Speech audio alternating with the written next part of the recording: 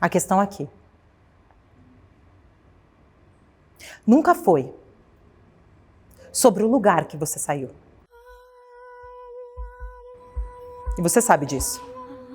A questão aqui nunca foi sobre a condição que você tinha. Você também sabe disso.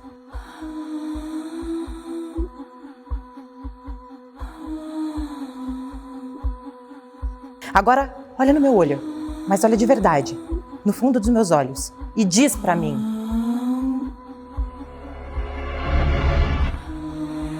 Diz pra mim que vai ficar por isso mesmo. Diz pra mim que você vai continuar acreditando nas mentiras de fracasso que te contaram.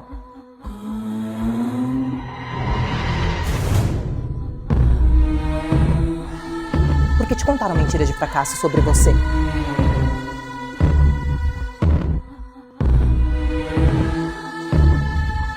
Eu acredito que a partir desse momento você é capaz de começar a se contar mentiras de sucesso. Pega o microfone.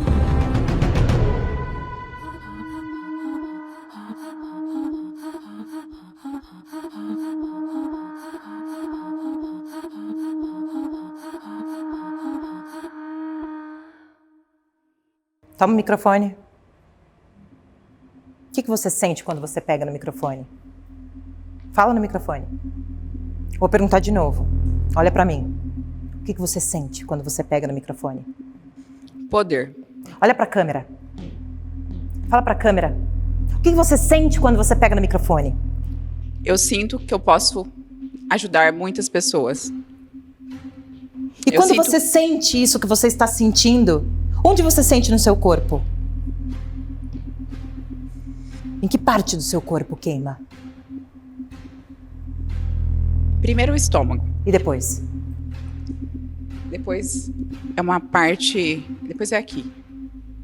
Quando o nosso coração queima, quando o seu coração queima, isso tem uma representação muito forte.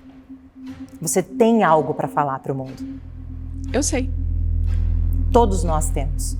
E agora eu quero saber o que você tem para falar para o mundo.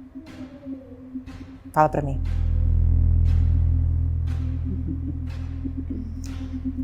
Não pensa, só fala, só coloca pra fora. Pensou demais, a mente sabotadora entra. Põe pra fora. Eu sei que, assim como todo mundo que tá aqui, tem uma história. E que essa história pode ajudar muitas pessoas. Assim como a minha. A minha história, eu sei que pode ajudar muitas mulheres, principalmente.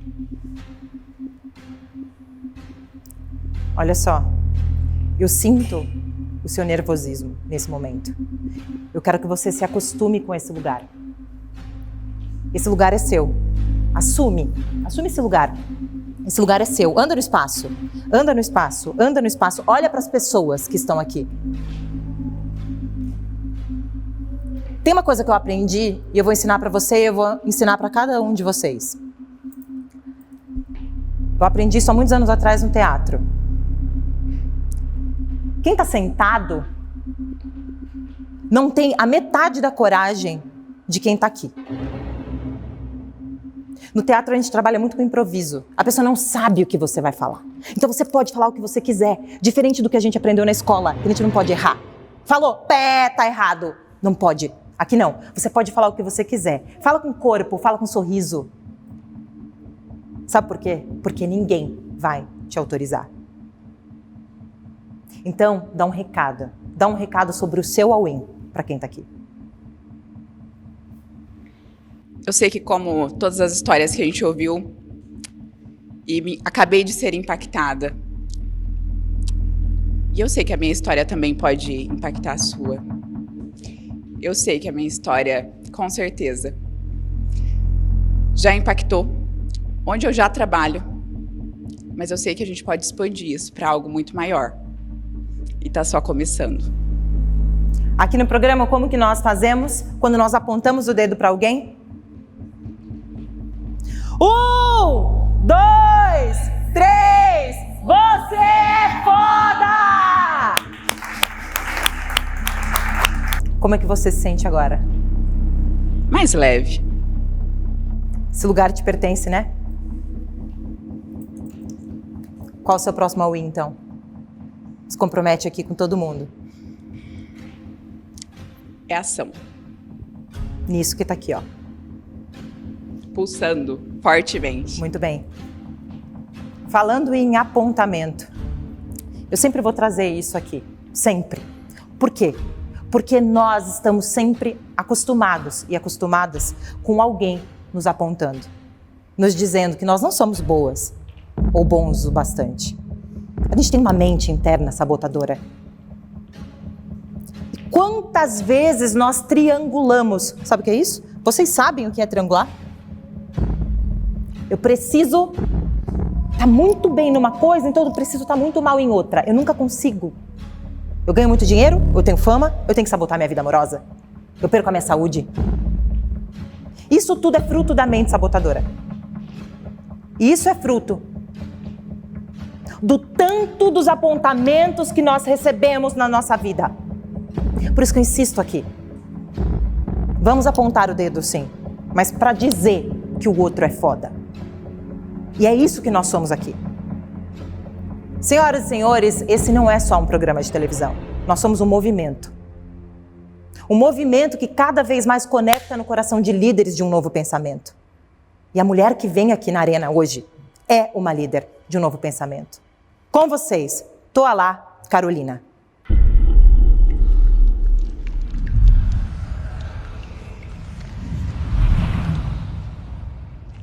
Toalá Carolina. Que alegria ter você aqui. Eu vou fazer um resumo muito breve de como que a gente se conheceu. Estávamos num evento, num processo, num programa de televisão. Foi, inclusive, o primeiro programa de infoentretenimento da América Latina. Eu tinha desenvolvido esse programa. Estava por trás ali dos bastidores com grandes players e ela foi com uma grande player. E aí eu conheci ela no bastidor. Como que essa grande player me apresentou? Como que foi o negócio? Olha, essa aqui é a minha ghost. Alguém sabe o que é ghost? Ghostwriter? Alguém sabe o que é? É uma pessoa que está por trás de outra. Então, essa pessoa muito famosa tinha a Toalá Carolina por trás, escrevendo seus livros, como cabeça, enfim. E aí eu fiquei encantada, eu falei, uau! Que mulher é essa? Eu quero saber sobre essa vida. E a gente se conectou. Mas o mais interessante em toda a sua história, além de ser ghost, de estar nos bastidores, de muita gente foda, é a sua história. É o seu all-in. Por isso que você está aqui. Obrigada pela oportunidade. Eu quero que você conte para as pessoas lá atrás o seu primeiro all-in. E eu acho que ninguém espera por isso. Ai, meu primeiro all-in foi quando meu pai estava quebrando a casa inteira bêbado, com uma arma apontada na cara da minha mãe, fazendo ela traduzir as músicas dos Beatles para testar o inglês dela. E ele falou assim, segura a arma na cabeça dela, enquanto eu vou fazer xixi e já volto. E aí eu segurei a arma, eram 38, cheio de bala. E eu tinha Quantos anos você tinha? 8. E eu falei para ela assim, para minha mãe, você é uma idiota. Porque se eu fosse você, eu pegava o carro, você sabe dirigir, e ia embora daqui. E você falou isso para ela? Claro, claro. E aí ele voltou do banheiro, aí ele falou, pode dar arma pro papai. Aí eu olhei para a cara dela e falei, patético, desse jeito. E eu cresci nesse ambiente de violência, de alcoolismo, só que eu nunca tive medo do meu pai. Meu pai sempre foi um homem extremamente inteligente, um piloto da Air France, que falava 5 idiomas, né? Morreu aqui na esquina aqui desse lugar que nós estamos, então nada é por acaso, morreu como indigente, com 53 anos de idade, uma semana antes de eu colar grau em Direito. Né? Mas eu tenho muito orgulho do meu pai era um adicto, meu pai era um viciado. Toda vez que ele bebia, vinha a sombra dele. Todos nós temos uma sombra, né? Mas fora isso, quando ele não bebia... Abre um parênteses, ela é psicanalista, então psicanalista. Ela vai falar muito sobre sombras. Isso. Ele era e continua sendo um homem maravilhoso, porque nem na morte eu acredito. Não acredito em nada disso. A gente está criando a realidade o tempo inteiro. E depois disso eu dei muitos, mas vários, né? Porque minha mãe foi trabalhar no show business, a minha mãe sempre foi do show business. E quando ela engravidou de outro homem, né? Ela amarrou a barriga até os 9 meses, falando que era um mioma. E nós fugimos. E o mioma nasceu, tem nome e RG. Né? E eu conheci o mioma na maternidade. Está com 34 anos o mioma. E aí, é maravilhosa, lindíssima, inteligentérrima. E aí ela, nada poderia ser diferente da minha mãe. Minha mãe é maravilhosa. Meu pai também. Tudo é maravilhoso. Tudo Vamos lá, fez pra eu chegar peraí. Alerta vermelho ligou aqui. Sim. Carol, posso chamar assim? Pode. Tá. Carol, fala pra mim uma coisa. Você é muito bem resolvida. Você é psicanalista, você Sim. é ghost de vários grandes players, é empresária, etc. Ok. Nem sempre você esteve nesse lugar tão esclarecido, porque uma pessoa que viveu essa vida dessa forma e falar tão bem do pai e da mãe, teve que passar por um processo. E qual foi esse processo? Foi em 2010, quando eu tive passei um sequestro antes disso, aos 13 anos, eu tenho que passar por isso. Aos 13 anos eu fui sequestrada em Salvador, fiz um aborto forçado, né? Então eu fiquei segurando esse aborto na mão até apodrecer. Calma aí, vamos lá.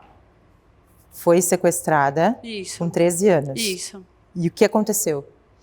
Fiquei num cativeiro, em Salvador. Foi abusada? Fui abusada, estuprada todos os dias, apanhei, tive o meu rosto deformado, meus dentes quebrados, todo dia. Todo dia. Por quanto tempo? 1 ano. Essa foi a história que ela me contou quando nós nos conhecemos, mas muito breve. Eu falei, eu quero entender essa história melhor com as pessoas no programa. Então, calma.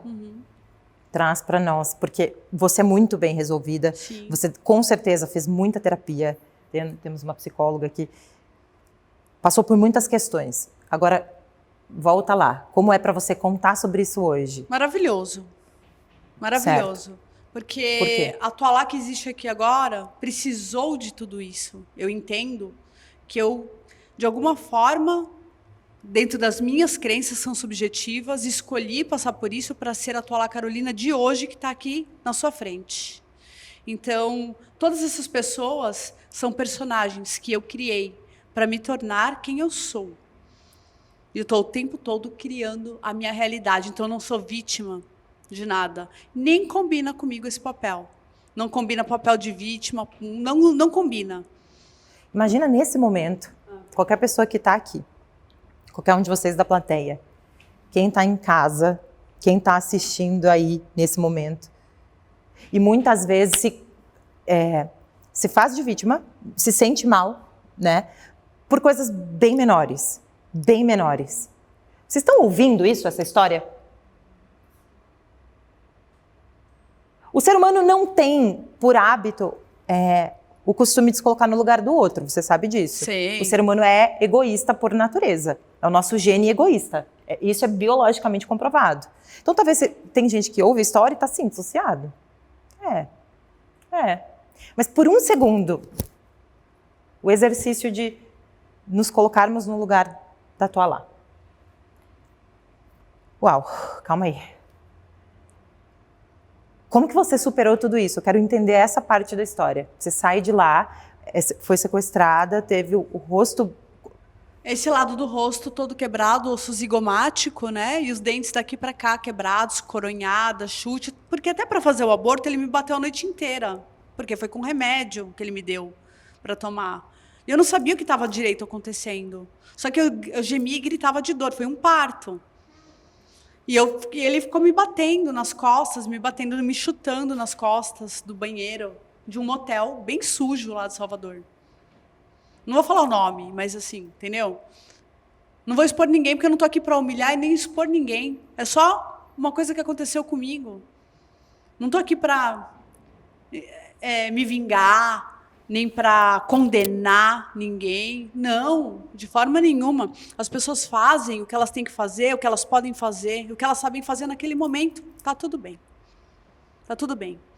Como que você se torna essa pessoa? Como que você aprendeu tudo isso?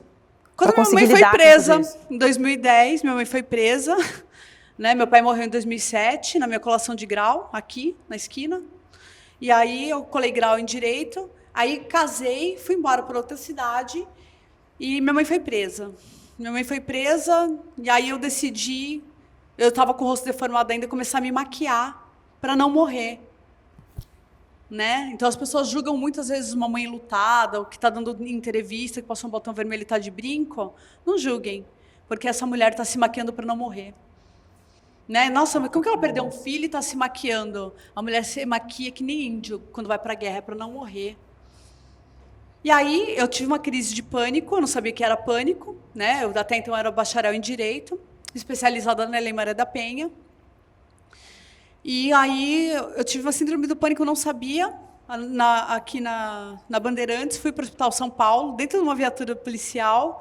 Chegando lá, fui para a área de cardiologia, fiz eletro, o médico cardiologista falou, isso você não tem nada, você tem síndrome do pânico, vai pesquisar.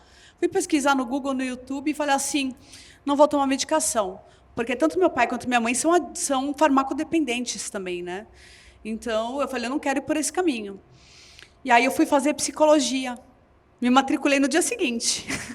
Eu falei, se tem um caminho de eu chegar até aqui, tem um caminho de eu entender esse processo. Se meu cérebro fez isso, eu posso entender o processo. Eu não preciso tomar uma droga para que eu me desligue da tomada. Não, eu quero ficar ligada, eu quero entender. E eu falei, se meu cérebro é capaz de fazer isso, meu cérebro é capaz de fazer qualquer coisa.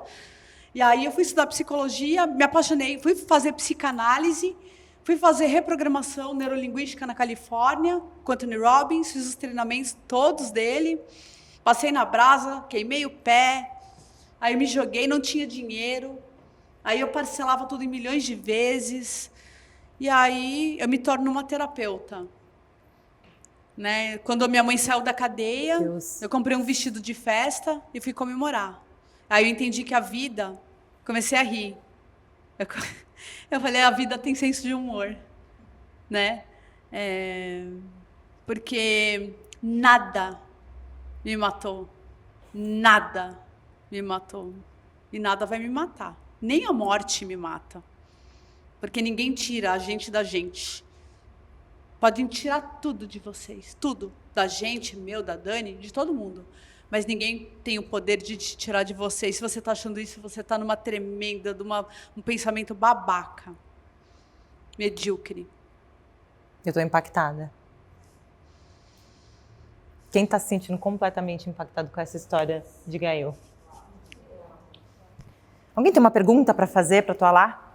Eu gostaria de saber como você saiu do cativeiro, que você passou 1 ano, como que foi para você ter forças para sair desse papel que você... Não é papel, né? Desse momento que você estava na sua vida. Uma senhora cuidava de mim, chamava Edna, e ela vendia manga e tamarindo na porta, como as baianas fazem. Era uma comunidade, é uma comunidade chamada Amaralina, ali em Salvador, na Praia de Amaralina, chamada Nordeste, é o nome da comunidade. E ela não deixava eu sair, só que lá não tinha banheiro, não tinha chuveiro, não tinha nada. Eu estava comida pelo piolho, porque meu cabelo era bem comprido e natural, bem, né? Eu estava carregada, eu peguei uma doença chamada psoríase e ácido úrico, então, assim, a minha mão, meu pé saía pele, né? Porque eu não tomava banho direito, não tinha higiene ali. Quando tinha, eu tomava banho de balde com sabão de pedra. Só que eu sempre fui uma menina que eu nasci rica, eu nasci aqui nos Jardins de São Paulo. Então, para mim era um choque. Só que eu era muito inteligente já. Eu com 13 anos, eu não pensava na morte. Eu não sabia o que tinha para mim lá na frente, mas eu tinha uma alegria de viver ainda, porque a minha alegria é incorruptível. E aí eu consegui dobrar a dona Edna, e eu falei assim, eu posso comprar um bolinho que uma senhora fazia ali, porque eu precisava comer um carboidrato. E aí ela falou assim, eu vou te dar um dinheiro, você vai lá e volta. Conquistei a confiança dela. E eu fui numa viela, e fui lá e comprei o bolo. Horroroso, por sinal, que era um bolo de tapioca, odiei. Eu comi um pedaço, aí eu pensei, eu olhei para o lado de lá da viela, que era o lado da casa da dona Edna, e do lado de lá. Eu tinha um lado para escolher. Eu escolhi o lado de lá, saí correndo com um pedaço de bolo na mão, me deparei com um homem, que era um radialista chamado Walter Júnior, muito famoso lá, e ele me levou para a casa dele, e ele me levou para a delegacia. Na delegacia eu fui fazer exame de corpo de delito, só que esse homem é um homem muito influente, o que fez isso comigo, e o delegado naquela época perguntou se eu era namorada dele, e eu fiquei sem ninguém, não tinha ninguém. Eu falei, meu namorado. Ah, então foi tudo consensual? Eu falei, foi. Ele falou, então não tem crime. Aí entrou em contato com meu avô materno, meu avô Trajano, né? Trajano Campos, que está presente aqui comigo, né? Eu sinto a energia dele. E ele foi me buscar no aeroporto de Guarulhos. O delegado me colocou no voo da Transbrasil, na época que era um voo mais barato, que era o voo do Correio, Salvador para cá, que descia em Guarulhos. E aí meu avô me matriculou no Objetivo aqui da Avenida Paulista, na Gazeta. Foi assim que eu voltei. E eu já ouvia música clássica na cabeça, assim, eu não sabia o que era. Agora, como terapeuta, eu sei, era fuga. Porque quando eu era criança, eu fui colocada no piano, no balé clássico, minha alfabetização é em francês, né? Então, a arte me salvou. A arte me salvou. Porque eu sempre me imaginei no palco, eu sempre me imaginei fazendo sucesso, autografando livros, eu sempre imaginava o melhor para mim. Nunca o pior, nunca. Sempre o melhor cenário. O diretor do programa, ele fez uma pontuação para mim, ele falou, nossa, tem horas que você para e você perde o fio da meada, né?